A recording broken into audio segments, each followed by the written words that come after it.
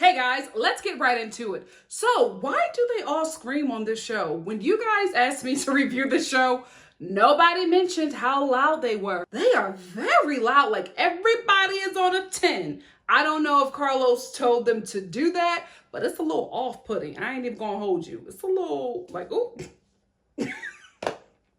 What episode was that where somebody was singing and NikkiNicoleStar was like, that's what it's like listening to these women. And I'm loud. So baby, I know what loud is. Let's talk about Tambra. I like her. She has great energy, really fun, bright personality. She's giving me the Cynthia of the show, to be quite honest with you. I think she's always going to be neutral. I don't think she's ever going to take a side on anything. I think she's always going to be in the middle and is always going to want to fix things and bring the ladies together, but never get mixy or messy. I will say this though, Tambra, a little bit of lip liner goes a long way. I don't know if women can have it all, but I want to see if I can. Like, girl. Having said all that, I do enjoy her storyline because she is a successful woman who is now in her 40s and she's trying to see, like she said, if she can have it all, right? She wants a family, she wants to be married, but she doesn't necessarily want to slow down in her career. So we see her fighting these life choices as she continues to, up the ladder in her career and in her business. This is something that happens with a lot of women, especially a lot of millennial women. Like, this is something that a lot of us are dealing with. Like, do you want to slow down? Do you want to have the family? Because at some point you won't be able to. So I do really enjoy her storyline. It's just that DJ voice. No, I'm joking, Tambra. You're fun. You really are fun. Let's just get right to when she meets with her ex, who she was dating for 16 years. Girl, what happened? What really happened? Because she doesn't really explain it clearly. I'm like, if you're dating somebody for 16 years, that's a common law marriage. Why wasn't the family happening then? There's a little bit more to it, but I don't think she's going to go in that deep. But I just feel like for you to be dating somebody for 16 years and then it just goes nowhere, no kids, no marriage, like there was nothing that came out of that. Now you're meeting with him again and going out on a second date and he's interested in dating you. I'm a bit confused. I really, really am. Like, your family loves him. They want you to date him. You meet with him and all of a sudden there's sparks flying again and you're going out on another date. And he's saying that he always supported your career, but he just didn't like the person that you were becoming because you didn't leave the DJ person at the office. You were still the DJ at home, but he supported you and wanted you to go higher in your career. The math ain't mathin'. Because the way Tambra explains it, it seems like he was holding her back or didn't want her to go ahead of him. Like his ego was getting in the way. But then to hear him tell it on camera, he was supporting her and wanted to go farther in her career. And he wanted to be there right beside her. So something is being left out. I don't know if it's cheatation. I don't know if it's abuse. I don't know if it's another baby. Like, I don't know what it is. But I feel like the both of them are not telling us why this relationship didn't work. Because have them tell it, they were the perfect couple. So why y'all not together now? Something ain't right. The math ain't mathin'. So Letitia is the one who's going to bring all the ladies together to rebuild this historically Black neighborhood called Fair Street. So she is the one that's going to bring all the ladies together and they're going to rebuild. These powerful Black women are going to rebuild this neighborhood. This is the base of the season. Like, this is the meat. This is why all of these ladies are connected. I will say this. Why do all of the Black-led shows have to have a task behind it for these people to be together, right? It's giving that these people really don't know each other, right? Normally, with at least the Bravo housewife shows, these ladies all have relationships. It seems like only two people really have relationships, and that is Letitia and Marie.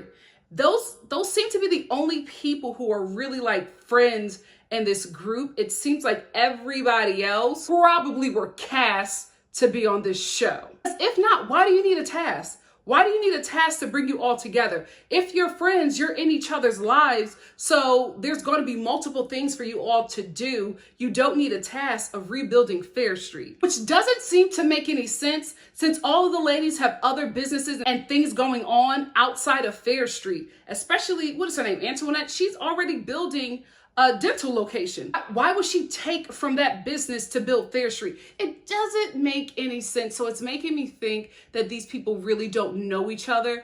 They were just brought together by this show and they gave them a task so that they can work together and actually have a reason to film together, because outside of this task, they really want to hang around each other. Let's get into Marie, who a lot of people do not like. Oh, a lot of people do not like Marie. Y'all don't like Marie so much that you all will side with a white supremacist just to disagree with Marie. We will get into that later. Anyway, she is dealing with raising a spoiled child who has now become violent. So she's meeting with her son, Jerez, and a therapist to figure out why he acts the way he acts. And I can tell you for free, you don't need a therapist to tell you this. Everybody who's watching this show can see it. Your son is spoiled. You never let his feet hit the ground. We find out more in this therapy session that Marie had basically a deadbeat mama, right? So because her mother abandoned her, she overcompensates for her children. And now she is seeing the effects of her overcompensating on her son, who does not know how to take care of any responsibilities, who has 3 children, all under the age of 1, who is going to a college far out away from his children because he knows that his mother, who is taking care of everything for him in his life, will take care of his children, which Marie is already doing. That is the problem. He is spoiled. She never allowed his feet to touch the ground because she was healing herself through him from what has happened to her with her mother. So instead of actually raising her son, she was fixing her issues and healing herself through her son. So he never really got discipline growing up that he would need to apply to life as an adult male. So he's still very much a child. That's why this grown man with all these kids was able to buck up at you like that and have this adult temper tantrum and bust holes in the walls and scream at you, because he's still really a small child. You did everything for him. You fixed everything for him. He never had to problem solve. He never had to go without. He never had to struggle. There was no discipline. There was no order. And this is the result. And that was for free. What you need to do is close your wallet and get a taser. Because the next time he want to pop off on you, baby, tase that boy.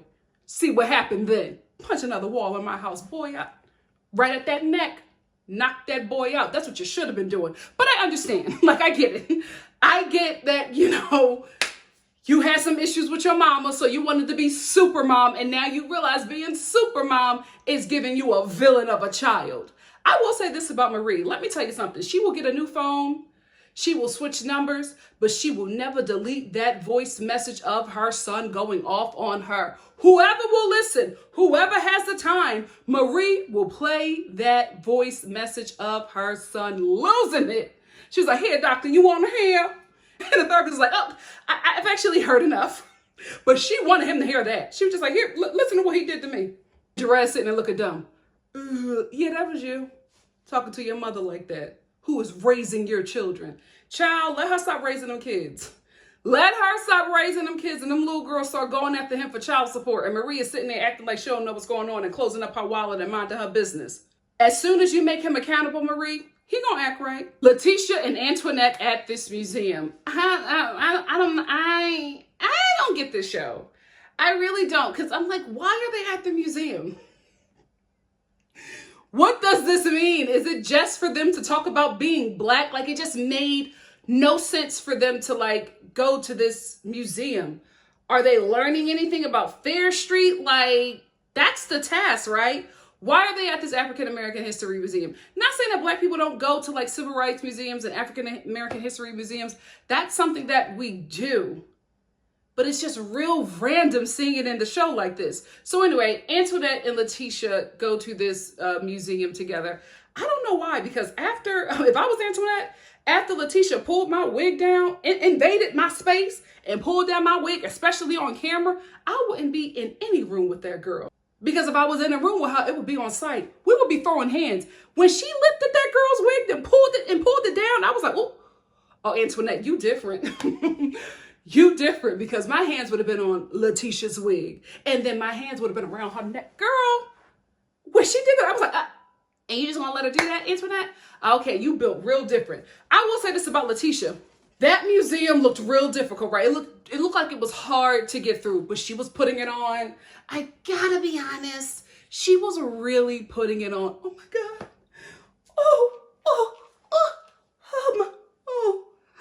Chains, girl, like it was too much. I just didn't believe it. I'm not saying that would not be somebody's experience. Listen, I'm not the kind of girl that can go to the museums.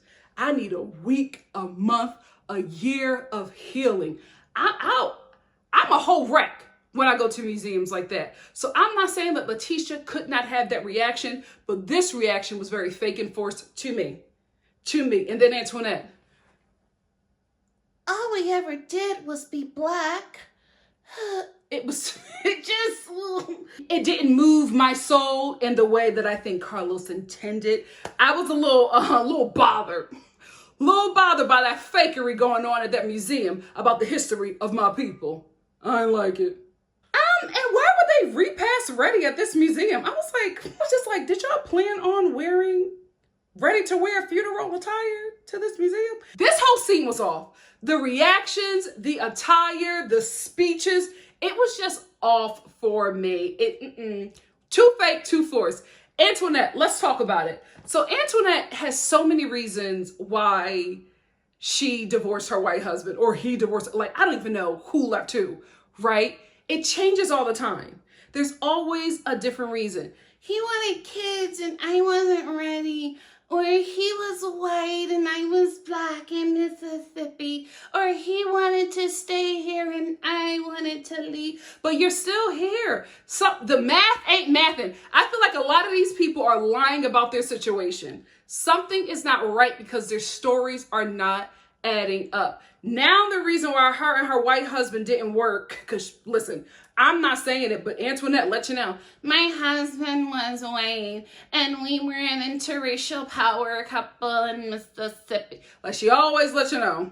She always makes sure that we see that picture of them in a magazine of the Mississippi power couples.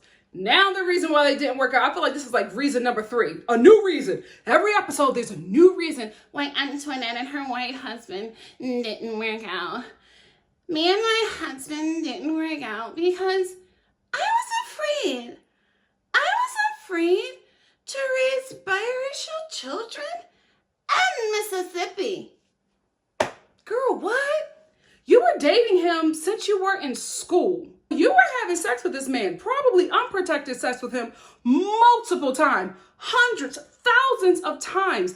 That never came to mind when he got down on one knee and proposed, when you said yes, when you went wedding dress shopping, when you had the rehearsal dinner, when you walked down the aisle and before your family, the Lord and the pastor said yes, and I do, and amen. When you consummated the marriage on the honeymoon or before, like millennial women are doing it for themselves. But like when you were in the home with him and laying with him and, you know, let's be real, when he was ejaculating in you, you didn't think about that then? Antoinette, I don't believe it. I'm gonna be real with you. I don't believe it because why? Why would you waste this man's time if you did not want to have biracial children and raise them in Mississippi? Why would you waste his time? I don't buy it. I don't think you had a problem with him being white. I'm going to be real with you. You've only dated white men. I'm going to just tell the truth and what? Shame the devil, right? I just don't think that was the issue. I really don't, because now this is a new one. You change the issue every time. Something happened, but you don't want to really tell the show. Just like with Letitia, just like with Marie, a lot of stuff is being left out of these storylines. We may not figure it out in the first season, but if they get a second and a third, we gonna get some realty because they gonna get comfortable and they gonna start saying stuff and they not gonna remember what they told us on season 1. Stay tuned. Stay tuned. Lord, don't let me go on this woman too hard. Let's get into this brunch. So Letitia has this brunch for all of the ladies because she is going to announce that she wants them all to come together to rebuild Fair Street. She has an elder there from the community, the council member, and all of the other ladies. Antoinette arrives to this Black women empowerment brunch with her white friend. Why? Why? First of all, I got white friends, right? White besties. I wouldn't invite them to a Black women empowerment brunch, right? My white friends wouldn't want to come to a Black women's empowerment brunch. Not because they won't feel safe or comfortable. They know it's not a space for them. Boundaries, respect. Those things are set in my friendships, not in Antoinette. So the ladies all arrived to this brunch and Marie still got beef with Antoinette because of Latrice. Marie, you too old. You too old, you too big, you too grown, you too successful to be having all these beef with women. Like you're nasty, you always got something to say. Antoinette comes in and hug you. Oh, you hugging me? Because I thought that we weren't talking because, girl, let it go. I feel like a lot of Marie's, issues with the women is just misplaced aggression. I feel like because she don't want to or feel like she cannot buck up to her son, there may be fear, there may be love, whatever it is, she doesn't defend herself with him. So all of the feelings that she does feel but won't take out on him, I think she does it to the women. It's just giving me misplaced aggression and anger. And it doesn't look good on you, Marie. It really, really doesn't. And it also feels like you're doing the most for TV. It's too much. It's too much. You already seem like you're a normal nasty. You don't have to add a little seasoning to your already nastiness. You're the perfect kind of nastiness for reality TV. Dial it back because you're doing too much. So out of nowhere at this brunch, Tambra stands up. Who here has experienced racism? Girl, what? I don't know why that happened. Again, it's giving me Carlos. I feel like he was being messy. I feel like Carlos was just like, we got to stir the pot. We got a white woman here, a daughter of the Confederate. Let's, stir the pot and talk about racism. Because I don't know where it came from. Who here has experienced racism? And then there's one girl, one sister in the group. The sister from Mississippi says she ain't never experienced racism. Girl, what? You in Mississippi. Mississippi. Your Black behind ain't never experienced racism in Mississippi. Now, I just need a little clarity. Has she only been raised around Black people? Because that could happen. She may never have experienced people outside of her culture before. That could be true. So maybe that's why she never experienced racism. But I feel like she was lying. And I think one of the ladies was just like, you may not have known you were experiencing racism, but you were. Then Tambra comes up here with this lie and she's just like, I never experienced racism before until I tried to get gas. I'm not buying this. Listen, that is your experience. You can say that you never experienced racism before. I just won't buy it. I don't buy it and I don't believe it. This is giving me storyline and show again. Or maybe because this is the South and there is a certain kind of tact that they have where they don't put everything out there. So maybe they didn't feel comfortable talking about that on camera.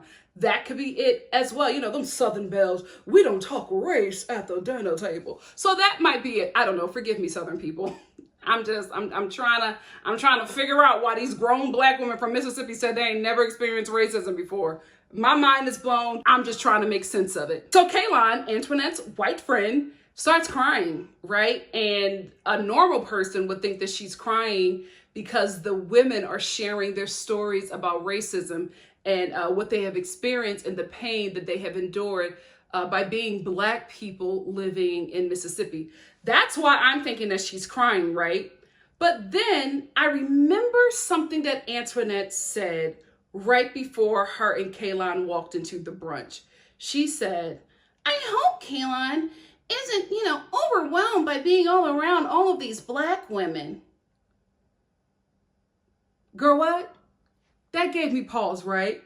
So while Kayla is crying, I'm thinking about that. Kayla gets up and she walks out and leaves, right? But I'm still trying to get this demon the benefit of the doubt. right? I'm like, oh, she's probably hearing this and it's just too much pain to hear and hold, especially when you don't deal with that, right? And you're hearing your friend and these Black women that you respect talk about how maybe not you, but your people have harmed them. So maybe too much for you to handle because it's too much pain to bear and hold. That's what I'm thinking. We follow the ladies outside as Letitia and Antoinette run after Antoinette. She, white people don't feel like that. White people don't say those things about Black people. Really? Where have you been for the last 4 years, Kaylon? Where were you the 4 years before it? Or the 4 years before that? Or the 4 years before that? I've seen those crow's feet, baby. You were around in the 80s. Did you miss the crack epidemic? Did you miss the AIDS epidemic? No. You lived through all of that. So how can you stand there and say to these Black women that white people don't feel that way about Black people? That white people don't say those things about Black people? We had a whole Black president. And what did not all, but some white people do? Hang dummies with his face on it from trees and share it globally. So maybe not all, but enough where it's a problem, feels that way and says those things about Black people. Then she says this, it's the media. It's the media making Black people think that white people don't like them. I said, media? Why does that sound familiar? Then when I was hearing media, I was hearing fake news. Then when I was hearing fake news, I was hearing Trump. Wait a minute, Kaylon. Are you a Trumper? We got a whole freaking Trumper at this Black woman empowerment brunch? What is going on?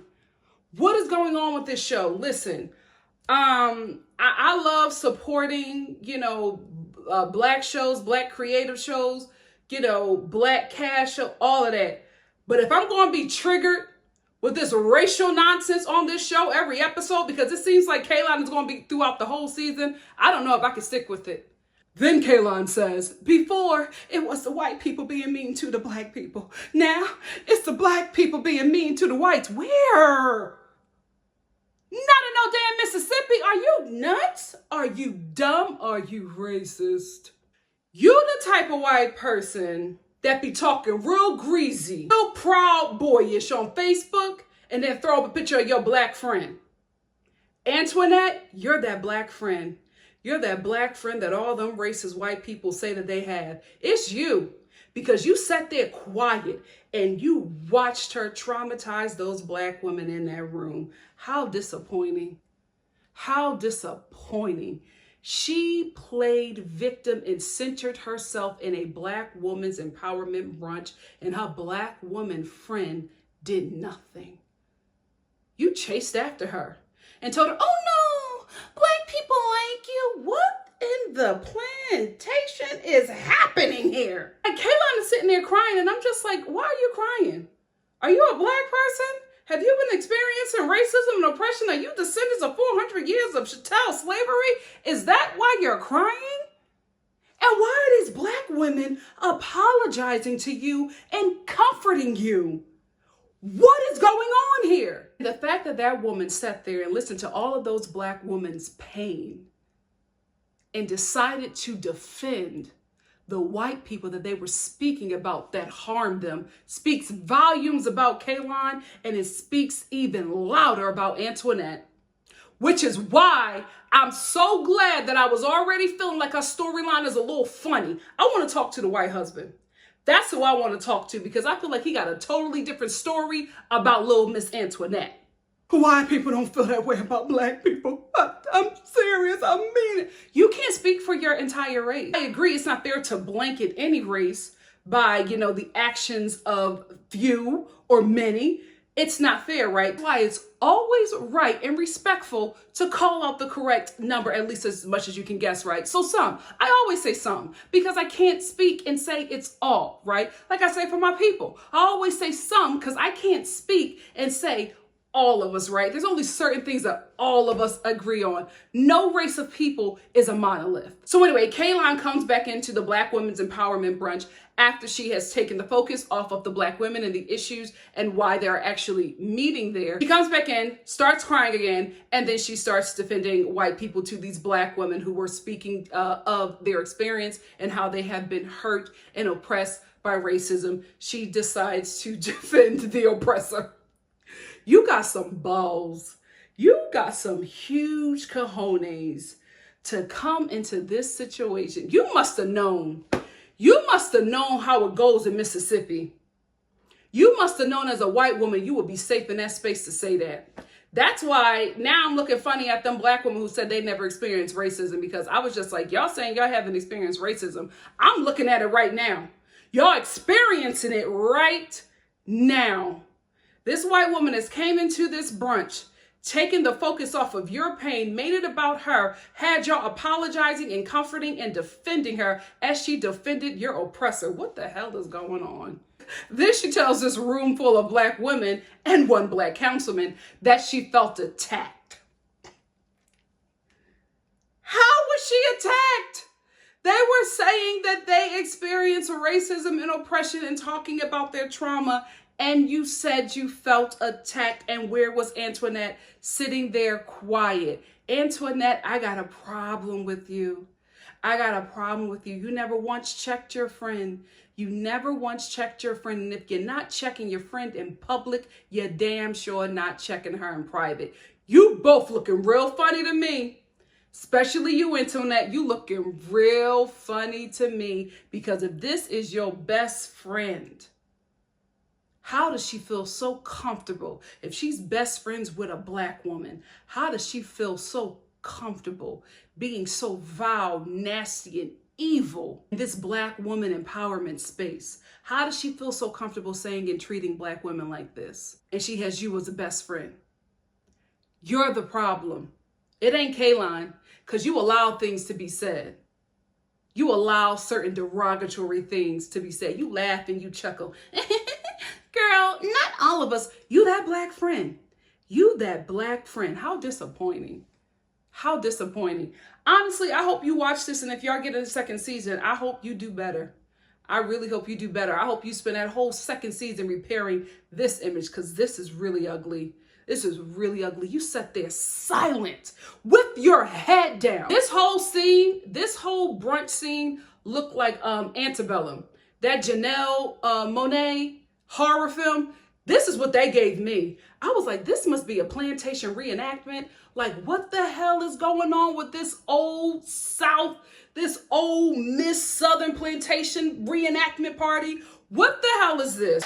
So to heal the brunch, Kayla decides to say that her being in the presence of these women shows the world that they're doing better and that they can heal. Because why? She's a descendant of Jefferson Davis. I ain't from the South. I ain't know who that was. So I Googled this dude. Y'all know who Jefferson Davis is? He was the president of the Confederate States for 4 years, and he owned 113 slaves. They should have jumped her. Because y'all knew who Jefferson Davis was. I had no idea. But them ladies in that brunch knew. Y'all should have jumped her. Y'all should have been like, cut the cameras. And y'all should have jumped Kayla. I can't believe y'all just sat there and let that woman talk. Thank God for Marie. Marie was like, can I just say something? Why are you making this about you? This is Letitia's event. Let's just bring the focus back to her. And baby, the spirit of Jefferson Davis rose right up in Kayla, because those tears dried up and she looked at Marie and she read her down. Now, I will say this. Don't tell Marie, but what Kayla was saying about Marie was correct. I didn't like the source, but the tea was piping. It was piping hot. I'm sorry, Marie. I was just like, oh, well, she got you there. Little Miss Jefferson Davis got you there. The daughter of the Confederate was right. She was right. I didn't like the source, but the message was real. And you know what? I realized how traumatized these ladies were, because Letitia and the rest of the ladies got upset with Marie. None of them mentioned anything about Kayla. And they was like, oh, Marie just really took it over the top. Took what over the top? Y'all should have jumped that woman. Y'all should have jumped the daughter of the Confederate. Y'all should have knocked her down like y'all knocked down them Confederate statues. I don't know why y'all kept on letting her talk. Y'all let her go on and on and on. And she continued to traumatize everybody at that brunch. I could only imagine how that older woman was feeling. I could only imagine. But when Marie said something, because the daughter of the Confederate told her to come here, she was like, I ain't no slave. I ain't coming to you. Because Marie defended herself. Because Marie defended Letitia and all the black women in that room. All of a sudden, she was doing too much. Now the councilmen want to leave. You didn't want to leave when she said she was a descendant of Jefferson Davis? What in the plantation? Something is going on here. This is triggering. I was just like, oh my God. I can't believe y'all just sitting there letting her say this.